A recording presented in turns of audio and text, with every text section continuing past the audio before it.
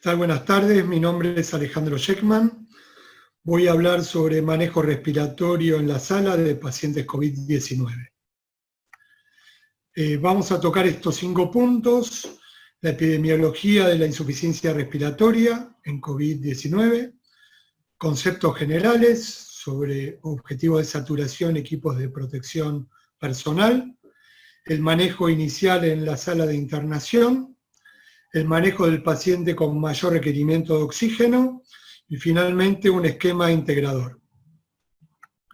Llegando al primer punto, en relación a la epidemiología, sabemos que más del 20% de los pacientes con COVID-19 requieren hospitalización y más del 25% de los hospitalizados van a requerir áreas de cuidados críticos, lo que representa un 5 a 8% del total de los infectados. Aunque la verdadera incidencia de los pacientes con falla respiratoria hipoxémica COVID-19 se desconoce, cerca del 14% desarrollan enfermedad severa que requieren oxigenoterapia suplementaria y 5% requieren internación en terapia intensiva y asistencia respiratoria mecánica. En una serie de 1.009 pacientes, en China, el 41% de los hospitalizados requirieron oxígeno suplementario. En relación a los objetivos de saturación de oxígeno buscados en estos pacientes, si bien hay diferencias en diferentes guías, hay consenso en lograr una saturación entre 92 y 96%, y se deben evitar valores mayores de 96%, ya que se asocian a un aumento de la mortalidad. Enfocándonos en el equipo de protección personal, el equipo de salud en la sala de internación debe utilizar el equipo de protección personal tipo 1, que incluye el uso del barbijo quirúrgico tricapa, antiparras, camisolín y guantes. En el caso que se realicen maniobras invasivas de la vía aérea, se debe incluir el equipo de protección personal tipo 2, que incluye el barbijo respiratorio o N95, cubierto por un barbijo quirúrgico tricapa, el uso de un camisolín hidrorrepelente, además de guantes y antiparras. Cuando hablamos de maniobras invasivas de la vía aérea, nos referimos a la aspiración de secreciones, al hisopado nasofaringio, al aspirado traqueal o a la intubación orotraqueal.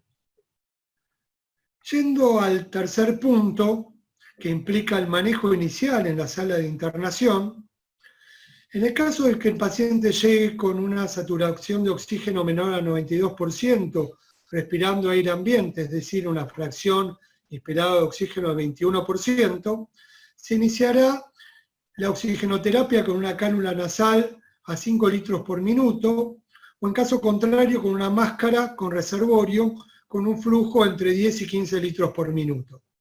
Si iniciamos la oxigenoterapia con una cánula nasal a bajo flujo, es decir, a 5 litros por minuto, y no alcanzamos los objetivos de saturación, pasaremos como segundo paso a la máscara con reservorio, como ya dijimos, con flujo entre 10 y 15 litros por minuto.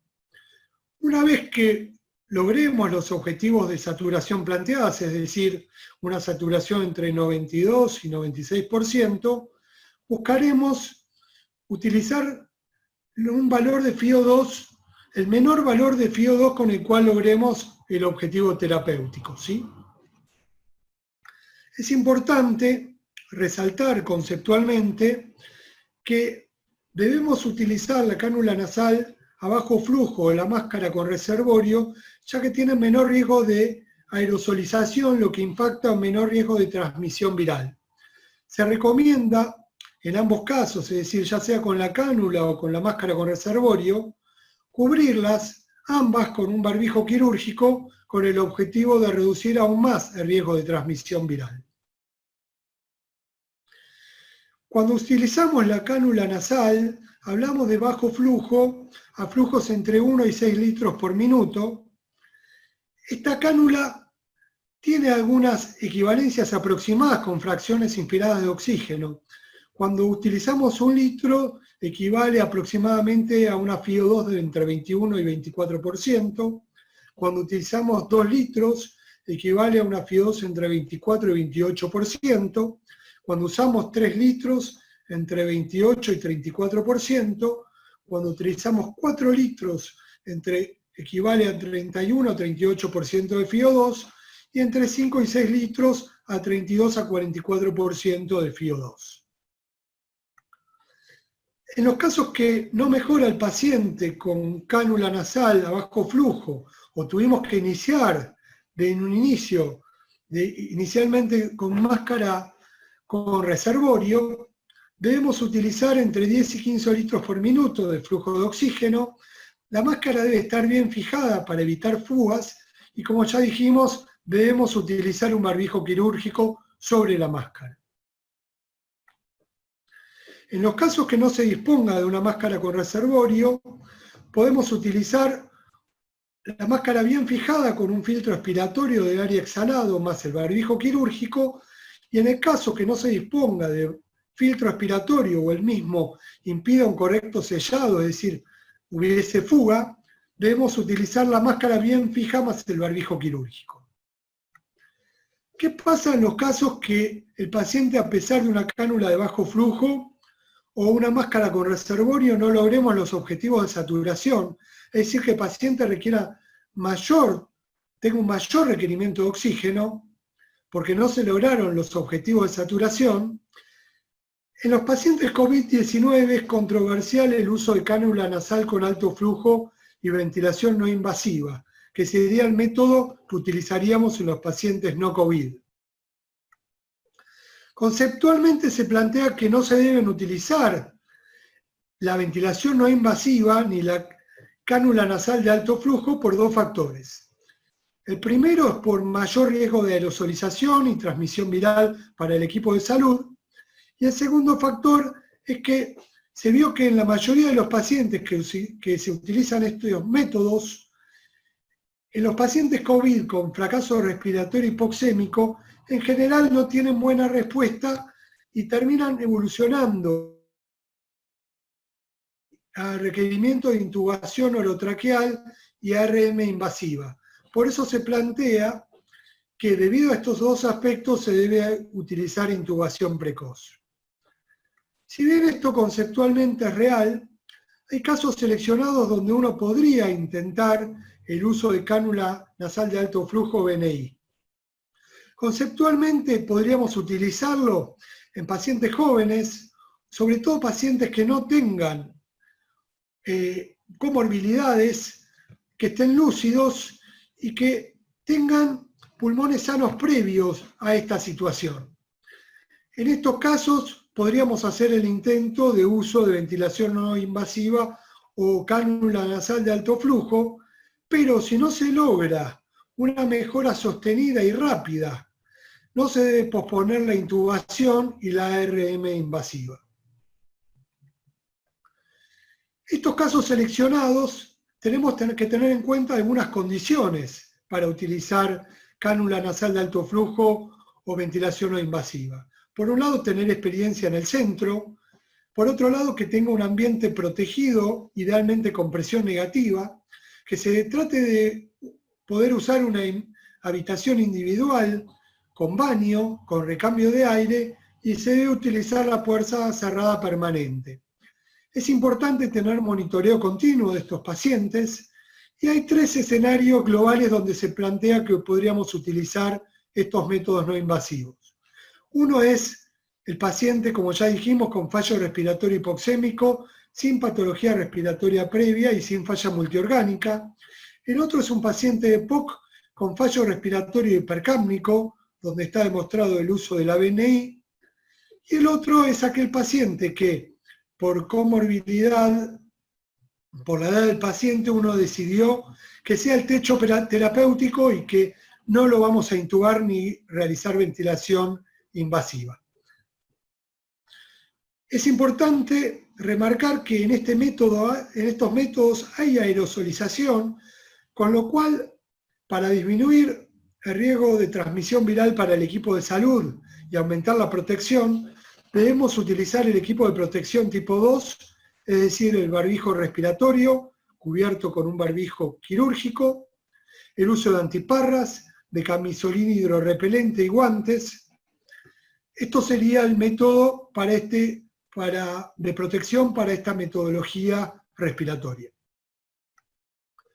Cuando se compara el uso de cánula nasal de alto flujo y ventilación no invasiva, se vio que en la falla respiratoria hipoxémica se prefiere la cánula nasal de alto flujo debido a un menor requerimiento de intubación en este grupo de pacientes, menor mortalidad y que es más confortable que la ventilación no invasiva, y que puede proporcionar hasta 60 litros por minuto, lo que se aproxima a una FiO2 del 100%. Como ya dijimos, de cubrirse la cánula con un barbijo quirúrgico. Si utilizamos ventilación no invasiva, debemos saber que en la falla respiratoria hipoxémica tuvo, sobre todo en la experiencia de MERS y H1N1, estos pacientes tuvieron una alta tasa de fracaso, entre 30 y 70%, y un alto requerimiento de intubación y ventilación invasiva. En el caso de COVID-19, también debemos remarcar que puede agravar la VNI el grado de injuria pulmonar debido a un aumento de las presiones transpulmonares y volumen tidal, y que si no tenemos un monitoreo adecuado podemos retrasar la RM invasiva, con lo cual empeorar el pronóstico del paciente, con lo cual el concepto es que si la utilizamos debemos monitorear al paciente, ver si la respuesta es rápida y sostenida, y si no, no retrasar la intubación y la ventilación mecánica. Si se utiliza VNI, como ya dijimos, se debe utilizar el equipo de protección tipo 2 y se deben utilizar preferentemente interfaces con lo que se denomina Helmet sobre la Total Face, y como ya dijimos, requiere un monitoreo cercano. También se puede utilizar CPAP con el monitoreo adecuado. Aquí mostramos en el esquema la primera opción de interfase, que sería tipo Helmet, que es como una escafandra, y como segunda opción, la Total Face. También en este slide la idea es mostrar links para ver cómo armar una conexión de tipo CPAP, pero se debe remarcar que el CPAP también aumenta el riesgo de aerosolización.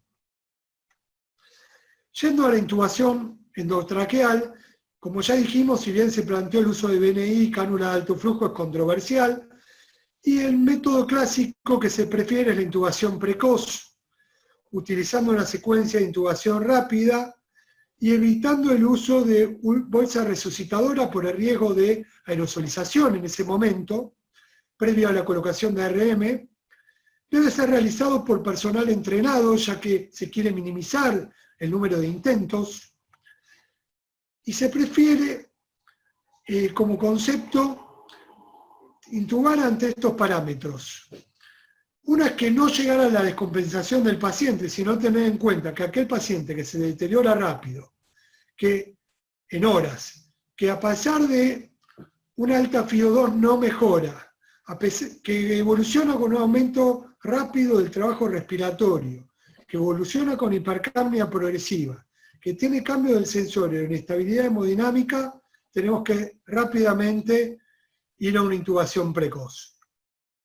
En el caso de intubar, debemos evitar el uso de ambú o máscara bolsa, ya que eso, como dijimos, aumenta el riesgo de aerosolización, y se prefiere preoxigenar con alta FiO2, y en lo posible utilizar una caja transparente para aerosoles como barrera, lo que sería el aerosol box, que lo que permite es minimizar el riesgo de aerosolización y transmisión viral en el momento de la intubación.